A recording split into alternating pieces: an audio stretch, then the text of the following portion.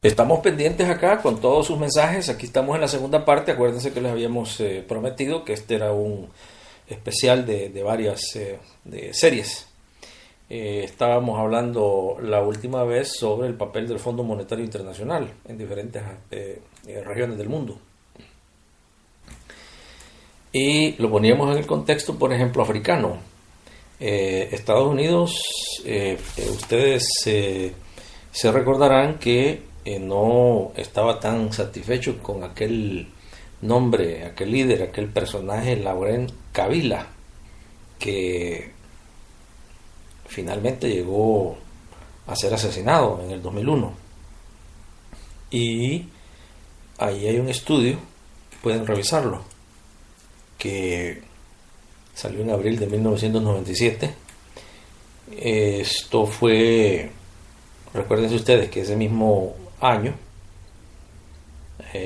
aproximadamente a finales de marzo, el presidente Mobutu Sese Seko se había ido del país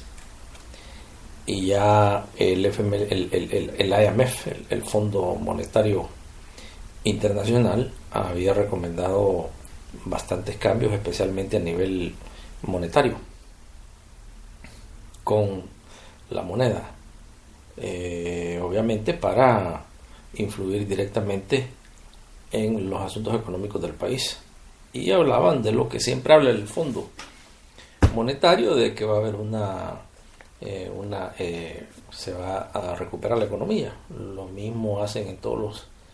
países del mundo, aunque es una receta obviamente que hasta ahorita no ha indicado nada, excepto que donde está el Fondo Monetario Internacional, las economías siempre se hunden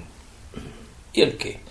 sale siempre perjudicado es un 60-70% de la población en general, especialmente los más los menos privilegiados, los sectores menos privilegiados de las economías de los distintos países, y esto siempre resulta ser que en la mayoría de los casos es hasta un 70% de la población. Sigamos anotando el hecho de que, por ejemplo, el Fondo Monetario estaba presionando y presionó de igual manera que presiona a todos los países del mundo para un despido masivo de empleados del sector público y reducción de empleos, reducción de salario, y todo, como lo dice el Fondo Monetario Internacional, en el nombre de restaurar lo que ellos le llaman una estabilidad macroeconómica, que es lo que le impone a los países, especialmente en África y América Latina. Hay un experto que ya les mencionamos a ustedes en repetidas ocasiones, que es un economista ya en Canadá, el doctor Miguel Chodorowski, en donde dice y ha estudiado a nivel mundial la injerencia del Fondo Monetario en las diferentes economías, y todo lo que le ha salido a él en sus estudios es de que no hay ninguna población en donde se haya hundido en lo que le llama un abismo de pobreza. Y tiene casos, los enumera. Habla, por ejemplo, de la confrontación en ese país, en Zaire, el Congo belga, en donde millones de personas han sido asesinadas. Cuando asesinan a Laurent Kabila, llega su hijo, Joseph. Joseph Kabila se convierte en el primer presidente democráticamente electo de la República del Congo. Y esto en la historia de un país en donde ya les mencionábamos anteriormente que, por ejemplo, Mobutu había sido un personaje que había estado por décadas como la mano dura de ese país, obviamente impulsado, financiado, entrenado y mantenido por las fuerzas especiales europeas y estadounidenses. Recuérdense ustedes que durante la administración del señor George Bush y Dick Cheney, que era el vicepresidente, pero ya es sabido de que durante esos 8 años el que era el que actuaba como verdadero presidente era el vicepresidente, el señor Dick Cheney. Y ahí es donde ellos logran crear en el 2007 lo que se llama el AFRICOM, el Comando Sur de América Latina.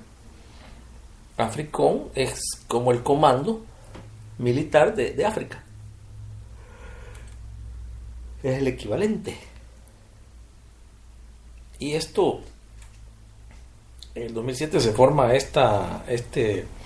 comando militar con alcances continentales, precisamente como una respuesta a todo lo que China estaba haciendo en África y esas grandes inversiones que ha hecho China en diferentes puntos, en diferentes países africanos, en donde hay evidencia de que China ha invertido más capital en África en las últimas 2 décadas que lo ha hecho el Banco Mundial y el Fondo Monetario Internacional desde su creación, desde la Segunda Guerra Mundial. Y así, a través del AFRICOM, que el Comando Africano, Estados Unidos ha profundizado su presencia militar en todos los aspectos en muchos países. De hecho, hay un reporte que indica que en 53 países africanos ya Estados Unidos se ha establecido con sus bases militares. Esto en octubre del 2008, poquito para ser más exacto, el 27 de octubre, el que estaba de comandante entonces del Comando Africano, el general Kip Ward, decía especialmente eso, que el AFRICOM era más que esencial y necesario para mantener la seguridad, dicen ellos, ¿no? La seguridad del continente, y así crear una serie de programas militares de cooperación con, en este caso, casi todos los países de África. Y lo dijo bien claramente, para promover los intereses y defender los intereses de la política exterior de Estados Unidos. Ahora 2017, ya casi el 2018, entendemos que todas estas maniobras militares, movimientos militares que los Estados Unidos estuvo efectuando en ese tiempo, fue precisamente para detener y neutralizar a China en esa región, ¿no? Ya que la presencia económica de China en África sobrepasaba todos los niveles de la presencia económica de inclusive todo el continente, por ejemplo, europeo, que ha utilizado a África como su patio, ¿no? Su patio trasero, en donde ir entre todos los recursos naturales que necesita Europa para desarrollarse y llegar donde está.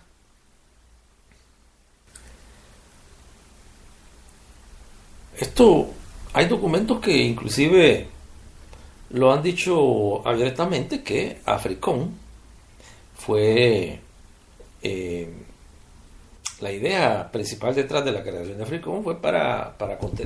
detener a China en África, ya que recuérdense ustedes que hay bastantes lazos comerciales. La República del Congo, lo que se le llamaba Zaire, ha sido un país que se estaba acercando bastante a China y tenían una cooperación bastante profunda. De hecho, era como uno de los países en donde había más acercamiento entre el gobierno chino y el gobierno de Zaire o el Congo. Esto fue en los tiempos post a Mobutu se secó. Hay un señor acá en Washington y que ha sido asesor ya por muchos años del Departamento de Estado y de los otros departamentos de la defensa de Estados Unidos, en donde él lo ha dicho muchas veces que la presencia de AFRICOM y la reapertura, especialmente durante la administración de Bush, fue para proteger el acceso a todos los minerales, hidrocarbonos y otros recursos estratégicos que tiene África para seguridad de Estados Unidos. Y esto lo han dicho en una forma bastante abierta ya, en más de una ocasión lo hemos corroborado nosotros, y esto también ellos mencionan de que es urgente detener principalmente a China, pero también están preocupados porque ven países como por ejemplo, India y Japón, Rusia, que están penetrando también en el continente africano. Fíjese que acá en el 2007, este doctor Peter Pan, que trabajó para el Departamento de Estado, decía, entre otras cosas, daba algunos datos interesantes, importantes, y hablaba de la naturaleza, lo poderoso, lo rico que es la naturaleza de África, en donde dice él que hay estudios que indican que África tiene todos los minerales. Todo lo que existe de minerales en el mundo se encuentran aquí en África, y especialmente en esta República Central. Por eso es que es clave, ¿no?, el control de Zaire o del Congo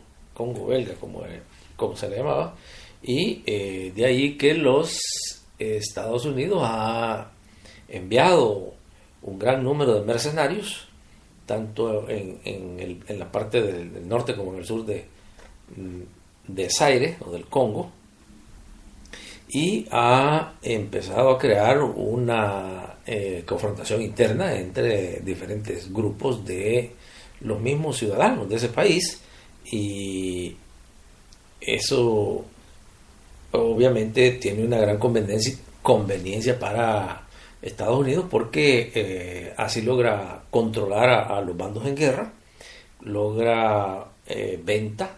de armamento militar, y al mismo tiempo logra que lo que es Estado, el concepto de Estado, nunca se lleve a cabo en esta región africana, para que no haya un ente o una entidad o una institución que sea estable y que controle a ese país. Entonces es lo que ya hemos venido afirmando en el pasado, esta doctrina de el caos controlado. Siempre y cuando sea controlado por Estados Unidos, no hay ninguna alarma, ningún problema, y precisamente para eso se creó el AFRICOM. Entonces nos dice, nos informa que ahí por el 2008, en un viaje que hizo el presidente de China, Hu Jintao, esto fue a más de la mitad de las naciones africanas en ese viaje, en donde obviamente no solo son visitas diplomáticas, sino que también vienen con promesas de inversión. Y ahí hablaba el presidente Hu Jintao de una inversión de más de 3.000 millones de dólares en préstamos con condiciones completamente preferenciales para el prestamista, y que China iba en ese sentido pues a compartir con los países africanos y ayudarles con créditos blandos, como se le puede llamar en algunos casos, pero que significan créditos que se le dan al recibidor sin ninguna presión de que tiene que pagarlos ya en 2, 3, 5 años, y obviamente sin intereses grandísimos, altos. Hablaba entonces de estas cooperaciones y este viaje que da el presidente chino, en donde también se hablaba de lo que ya China había anunciado en octubre del 2006, que era esa gran cumbre económica, un fórum económico China-África, conocido en las siglas en inglés como FOCAC, que es el Fórum China-África para la cooperación, y la mayoría de países africanos tomaron parte de este foro, en donde estuvieron todos los ministros allá en Pekín, la capital de China. Esto, cuando lo ponen en perspectiva, obviamente lleva a Estados Unidos a una situación de que dice que hay que parar esto,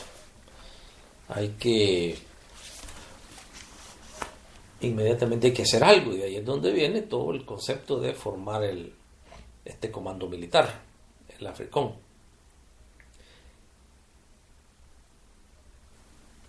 Es interesante de mencionar que la cooperación directa que existe entre Estados Unidos y Alemania lleva a tomar a Alemania como el centro de operaciones de AFRICOM, especialmente allá donde tienen su cuartel general en Alemania. Esto fue a principios de octubre del 2008. Y ya en ese mismo mes de ese año, 2008, casi un mes después de la creación de AFRICOM, las fuerzas guerrilleras, dicen algunos, de Laurent Kunda, que había sido un general del Zaire, general del Congo, y su aliado militar se entregan ahí en la parte norte de Kivu, y demandan que el presidente congolés, Joseph Kabila, negocie directamente con ellos, y ahí entre los líderes estaba el famoso líder Bunda.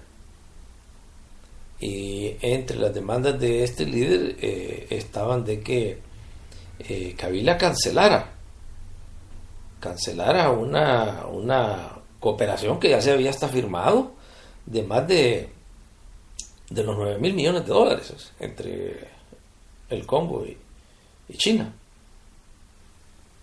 Esta se llamó Psychomines, así en inglés, y se firmó en el 2007.